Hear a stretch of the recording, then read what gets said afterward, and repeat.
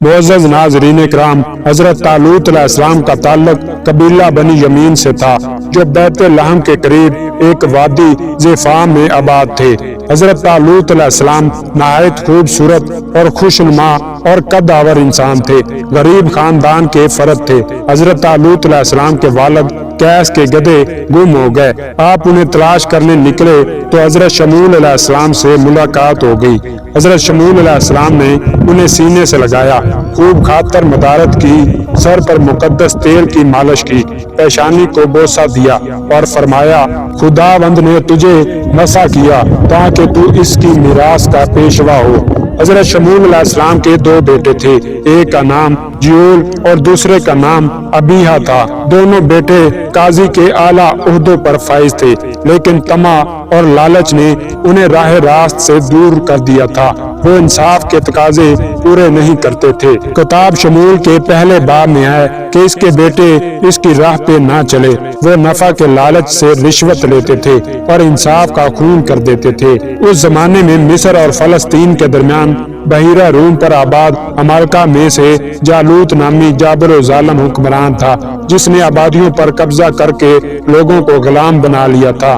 سرداروں اور معزز افراد کو گرفتار کر کے ساتھ لے گیا، جبکہ باقی مغلوب افراد پر خراج مقرر کر دیا۔ بنی اسرائیل کے سردار جمع ہو کر حضرت شموئیل علیہ السلام کے پاس آئے اور مطالبہ کیا کہ ان کے لیے بادشاہ کا تقرر کیا جائے۔ حضرت شموئیل علیہ السلام بنی اسرائیل کی بے چینی صرف طبیعت سے واقف تھے۔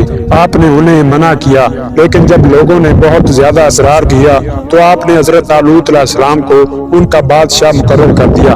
بنی اسرائیل نے اعتراض کیا کہ حضرت طالوت علیہ السلام نادار اور غریب خاندان سے تعلق رکھتے ہیں، کبھی ان کے پاس وہ رتبہ اور شان و شوکت نہیں، ایسے شخص کو سرداری کا منصب نہیں دیا جا سکتا۔